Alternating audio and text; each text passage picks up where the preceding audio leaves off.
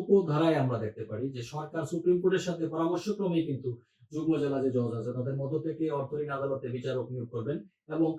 যুগ্ম জেলা জজের যে অর্থ ঋণ সংক্রান্ত মামলা ব্যতি রেখে অন্য কোনো দেওয়ানি বা ফৌজদারি মামলা বিচার কার্যক্রম করতে পারবেন না। সেকশন 4 এর সাবসেকশন 6 এ যদি যাই তাহলে আমরা দেখতে পাবো যে অর্থ ঋণ আদালতের একজন বিচারককে নিজ দায়িত্বের অতিরিক্ত কিন্তু একাধিক অর্থ ঋণ আদালতের বিচারক হিসেবে নিয়োগ করতে পারবে। আবার আমরা যদি সেকশন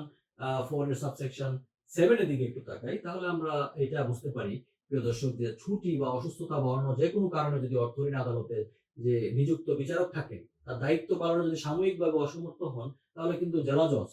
তার নিজের যে স্থানীয় জুরিডিকশন আছে বা প্রশাসনিক যে নিয়ন্ত্রণে নিযুক্ত কোনো যুগ্ম জেলা জজকে চাইলে সাময়িকভাবে নিজ দায়িত্বের অতিরিক্ত বা পূর্ণকালীন সময়ের জন্য কিন্তু উক্ত অর্থ ঋণ আদালতের দায়িত্বে নিযুক্ত করতে পারবেন।